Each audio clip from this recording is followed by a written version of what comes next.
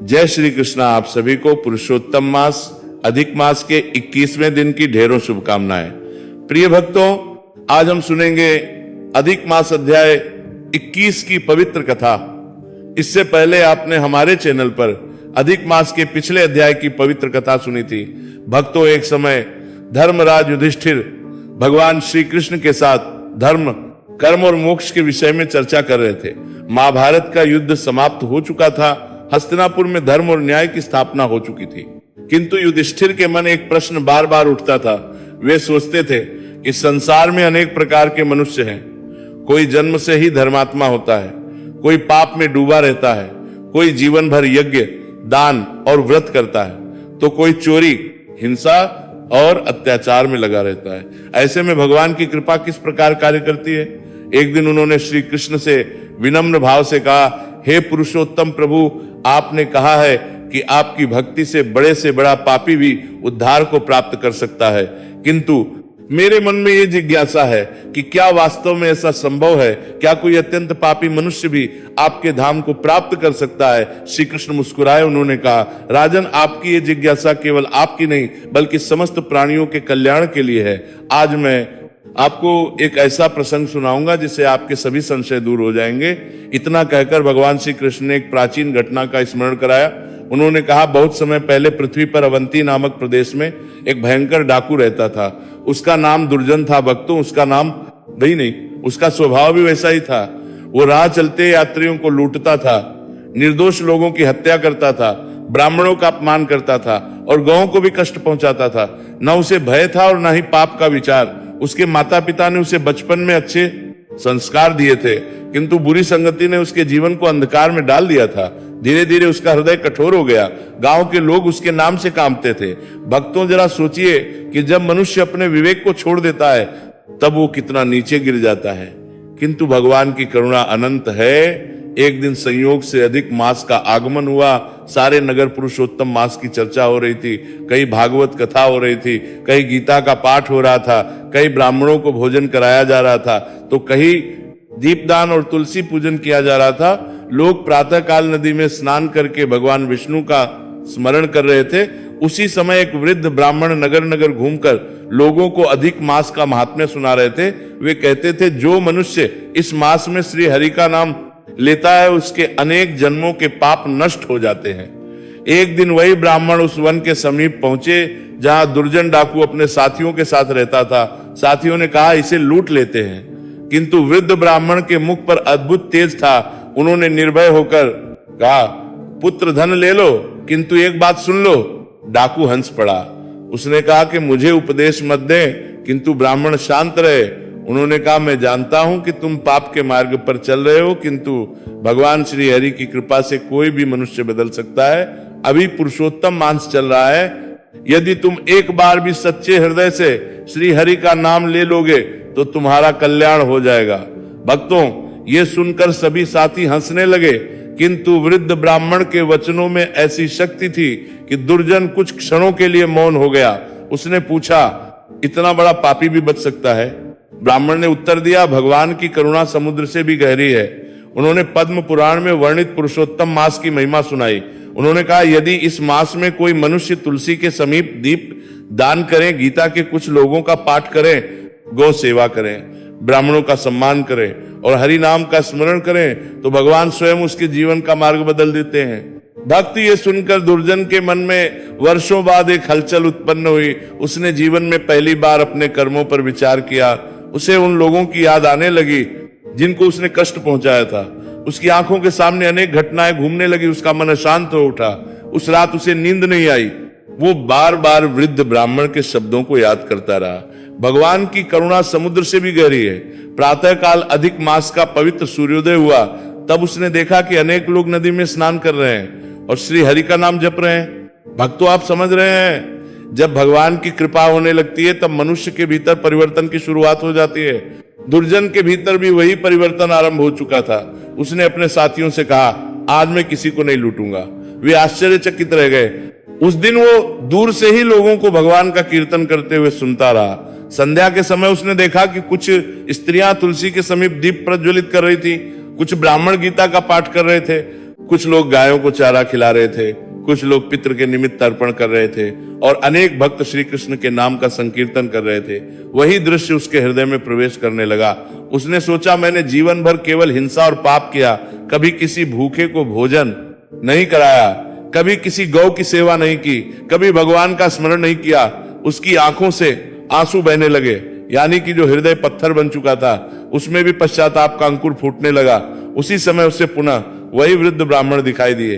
ब्राह्मण ने उसे देखकर कहा, पुत्र, भगवान ने तुम्हें बुलाया है। दुर्जन उनके चरणों में गिर पड़ा। उसने कहा, मुझे मार्ग बताइए। वृद्ध ब्राह्मण ने कहा, अधिक मास चल रहा है, यही अवसर है, प्रातः स्नान करो, तुलसी की सेवा करो, श्री हरि का नाम लो, भूखों को अन्न दो और अपने पापों के लिए भगवान से क्षमा मांगो। भक्तों, उसी क्षण से उसके जीवन की दिशा बदलने लगी, किंतु उसके पूर्व कर्म अत्यंत भयंकर थे और भगवान की लीला भी अद्भुत होती है। इसी परिवर्तन के बीच एक ऐसी घटना घटित हुई जिसे देखकर स्वयं धर्मराज युधिष्ठिर भी आश्चर्यचकित हो गए थे। भक्तों, वही प्रसंग श्री कृष्ण धर्मराज को सुनाने लगे और उनके वचनों को सुनकर युधिष्ठिर अत्यंत ध्यान पूर्वक उस दिव्य रहस्य को समझने लगे। भक्तों, भगवान श्री कृष्ण के श्रीमुख से ये अद्भुत प्रसंग सुनकर धर्मराज युधिष्ठिर अत्यंत एकाग्र होकर बैठे रहे। उनके मन में ये जानने की उत्कंठा बढ़ती जा रही थी कि जिस भयंकर डाकू का जीवन पापों से भरा हुआ था, उसके भीतर ये परिवर्तन किस प्रकार पूर्ण होगा और भगवान की कृपा किस रूप में प्रकट होगी। उदयवंती प्रदेश में वो दुर्जन डाकू वृद्ध ब्राह्मण के उपदेश के अनुसार अपने जीवन को बदलने का प्रयास करने लगा। भक्तों, आप समझ रहे हैं, जब मनुष्य के भीतर पश्चाताप जागता है तभी भगवान की कृपा का द्वार खुलना आरंभ होता है। अधिक मास का प्रत्येक दिन उसके लिए एक नया जीवन लेकर आ रहा था। वो प्रातःकाल नदी में स्नान करने जाने लगा। पहले जिन लोगों को देखकर वो क्रोध से भर जाता था, अब उन्हीं लोगों को दूर से हाथ जोड़कर प्रणाम करने लगा। उसने अपने हिंसक साथियों का साथ छोड़ दिया, जो कि उसके लिए अत्यंत कठिन था। उसके साथी उसका उपहास उड़ाते थे। वे कहते, क्या अब तो साधु बन जाएगा, किंतु उसके हृदय में अब भगवान श्री हरि के नाम की ज्योति प्रज्वलित हो चुकी थी। वो प्रतिदिन तुलसी के समीप दीप अर्पित करता। वृद्ध ब्राह्मण ने उसे श्रीमद् भगवद गीता के कुछ श्लोक सुनाए थे। वो उन्हें पूरी तरह समझ नहीं पाता था, किंतु श्रद्धा सुनता अवश्य था। भक्तों, भगवान को विद्वता से अधिक श्रद्धा प्रिय होती है। यदि मन निर्मल हो जाए तो भगवान स्वयं भक्त का हाथ पकड़ लेते हैं। एक दिन वो नदी के तट पर बैठा था। वहां कुछ ब्राह्मण पुरुषोत्तम मास का महात्म्य सुना रहे थे।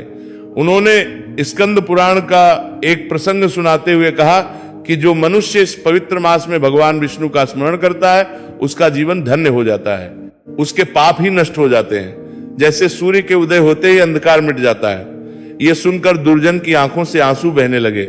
उसने मन ही मन कहा, हे प्रभु, मैंने जीवन भर केवल अधर्म किया है, मेरे समान पापी कोई नहीं है। यदि आपकी कृपा हो जाए तो मेरा भी उद्धार हो सकता है। भक्तों, भगवान श्री हरि को यही दीनता प्रिय है। अहंकार मनुष्य को भगवान से दूर करता है, किंतु विनम्र उसे भगवान के चरणों तक पहुंचा देती है। धीरे धीरे अधिक मास के दिन बीतते गए। अब दुर्जन भूखों को अन्न देने लगा था। यदि किसी साधु को मार्ग में देखता तो आदर पूर्वक जल अर्पित करता, यदि किसी गौ को भूखा देखता तो उसके लिए घास लेकर आता। वृद्ध ब्राह्मण ने उसे समझाया था, पुत्र, गौ सेवा से भगवान श्री कृष्ण अत्यंत प्रसन्न होते हैं। भक्तों, जरा सोचिए, जिस व्यक्ति के हाथ कभी हिंसा में लगे रहते थे, वही हाथ अब गौ माता की सेवा करने लगे थे। यानी कि भगवान की कृपा पत्थर को भी मोम बना देती है।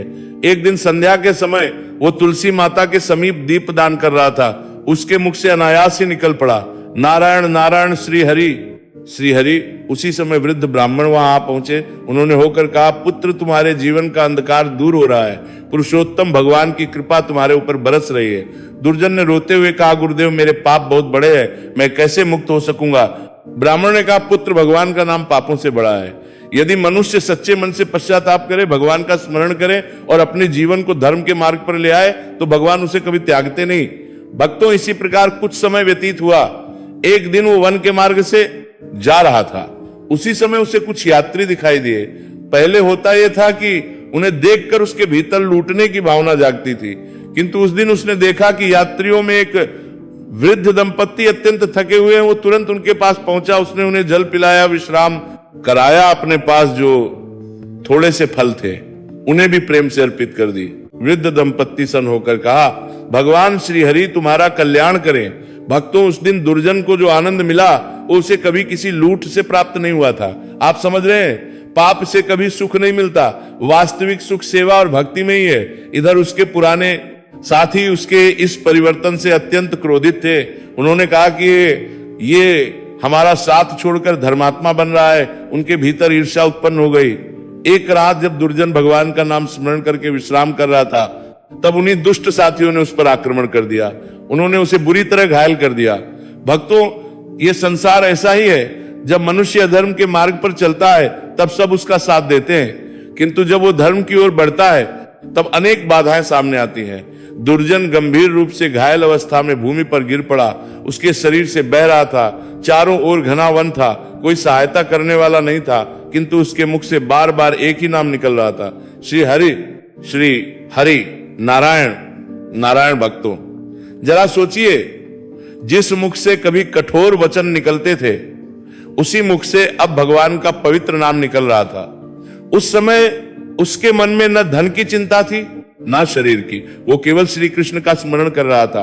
उसे वृद्ध ब्राह्मण के वचन याद आ रहे थे, भगवान का नाम पापों से बड़ा है। उसकी आंखों से आंसू बह रहे थे। उसने आकाश की ओर देखते हुए कहा, हे पुरुषोत्तम प्रभु, यदि मैंने अधिक मास में किया हुआ ये थोड़ा सा जप, ये दीपदान, ये गौ सेवा, ये तुलसी सेवा और ये पश्चाताप सच्चे मन से किया है तो मुझे अपने चरणों में स्थान दीजिए। भक्तों, उसी समय एक अद्भुत घटना घटित हुई जिसे देखकर देवगण भी आश्चर्यचकित रह गए। और यही वो दृश्य था जिसे देखकर आगे चलकर धर्मराज युधिष्ठिर स्वयं विस्मित रह गए थे। भगवान श्री कृष्ण उसी रहस्य का वर्णन करते हुए युधिष्ठिर को बता रहे थे कि पुरुषोत्तम मास में की गई सच्ची भक्ति का प्रभाव कितना अद्भुत और असीम होता है। भक्तों, भगवान श्री कृष्ण जब ये दिव्य प्रसंग राज युधिष्ठिर को सुना रहे थे तब स्वयं धर्मराज के नेत्र विस्मय से फैल गए। उनके मन में यह जानने की उत्कंठा बढ़ती जा रही थी कि जिस व्यक्ति ने जीवन का अधिकांश भाग अधर्म, हिंसा और पाप में बिताया था, उसके अंतिम समय में ऐसी कौन सी अद्भुत घटना घटित हुई जिसका स्मरण स्वयं भगवान कर रहे हैं। उधर वन में घायल अवस्था में पड़ा हुआ दुर्जन डाकू बार बार भगवान श्री हरि का नाम ले रहा था। भक्तों, आप समझ रहे हैं, मनुष्य का अंतिम स्मरण ही उसके जीवन की दिशा को निश्चित करता है। जो अंत समय में भगवान का स्मरण करता है उसके लिए भगवान स्वयं मार्ग प्रशस्त करते हैं। उस रात्रि का दृश्य अत्यंत अद्भुत था। चारों ओर घना अंधकार था, वन के वृक्ष स्थिर खड़े थे, किंतु उसी समय आकाश में एक दिव्य प्रकाश प्रकट होने लगा। वो प्रकाश धीरे धीरे बढ़ता गया। दुर्जन ने अपने नेत्रों से ऊपर देखा, उसके सामने 4 दिव्य पुरुष खड़े थे। उनके शरीर से सूर्य के समान तेज निकल रहा था। उन्होंने पीतांबर धारण कर रखा था, हाथों में शंख, चक्र, गदा और पद्म के चिन्ह सुशोभित हो रहे थे। भक्तों, वे भगवान विष्णु के पार्षद थे। विष्णु दूत उन्हें देखकर दुर्जन के नेत्रों से अश्रुधारा बहने लगी। उसी समय दूसरी ओर से भयंकर स्वर सुनाई देने यमदूत भी वहां पहुंच गए थे। उनका स्वरूप अत्यंत विकराल था। वे कहने लगे, ये पापी हमारे अधिकार का है, इसने जीवन भर हत्या, चोरी और अत्याचार किए हैं, इसे हमारे साथ चलना होगा। भक्तों, जरा सोचिए, एक ओर यमदूत खड़े थे और दूसरी ओर भगवान के दिव्य पार्षद। तभी विष्णु दूतों ने गंभीर स्वर में कहा, रुको, ये जीव अब तुम्हारे अधिकार में नहीं है। यमदूत चकित रह गए। उन्होंने कहा, यह कैसे संभव है? इसने असंख्य पाप किए हैं, धर्मराज के लेखों में इसके अपराध भरे पड़े हैं। विष्णु दूतों ने कहा, यह सत्य है कि इसने अनेक पाप किए थे, किंतु पुरुषोत्तम मास में इसे भगवान की कृपा प्राप्त हुई। इसने पश्चाताप किया, श्री हरि का नाम लिया, तुलसी की सेवा की, दीप दान किया, गौ सेवा की, ब्राह्मणों का सम्मान किया, भूखों को अन्न दिया और अंत समय में भगवान नारायण का स्मरण करते हुए प्राण त्यागे है। भक्तों, पद्म पुराण और विष्णु पुराण में भगवान के नाम की महिमा का वर्णन करते हुए कहा गया है कि भगवान का नाम स्वयं भगवान के समान ही दिव्य और कल्याणकारी है। यानी कि जो जीव सच्चे हृदय से भगवान का आश्रय ले लेता है उसके लिए भगवान स्वयं रक्षक बन जाते हैं। यमदूतों ने कहा, किंतु इसके पापों का क्या होगा? विष्णु दूत मुस्कुराए। उन्होंने कहा, जब सूर्य उदय होता है तब अंधकार कहाँ रहता है? उसी प्रकार जब भगवान की कृपा प्रकट होती है तब अनेक जन्मों के पाप नष्ट हो जाते हैं। भक्तों, ये सुनकर यमदूत मौन हो गए।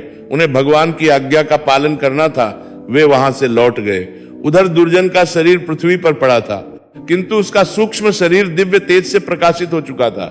विष्णु दूतों ने उसे दिव्य वस्त्र प्रदान किए। उसके शरीर का भय और पीड़ा समाप्त हो गई। वो आश्चर्य से अपने आप को देखने लगा।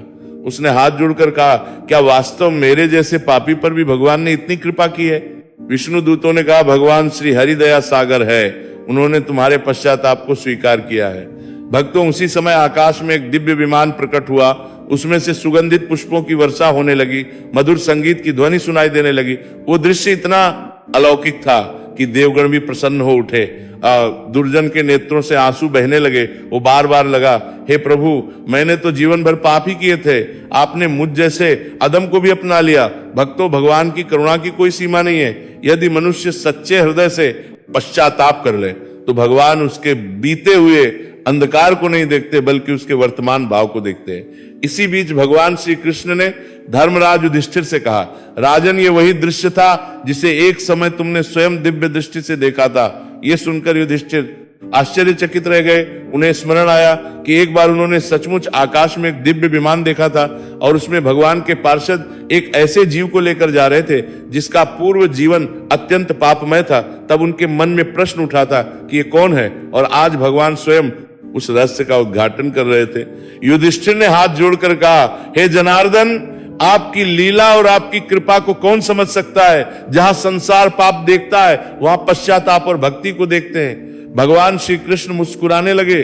उन्होंने कहा, धर्मराज, यही कारण है कि पुरुषोत्तम मास को समस्त महीनों में श्रेष्ठ कहा गया है। इस मास में किया गया छोटा सा पुण्य भी महान फल देने वाला होता है। किंतु भक्तों, यह कथा यही समाप्त नहीं हुई।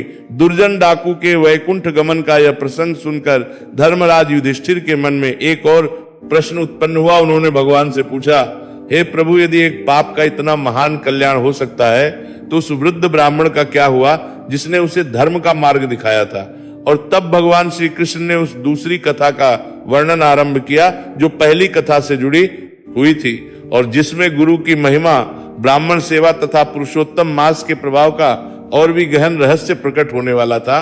भक्तों, धर्मराज युधिष्ठिर के मुख से यह प्रश्न सुनकर भगवान श्री कृष्ण प्रसन्न हुए, क्योंकि यह प्रश्न केवल एक डाकू के उद्धार का नहीं था, बल्कि उस महान संत पुरुष की महिमा का था जिसने एक जीव को भगवान के मार्ग पर चलाया था।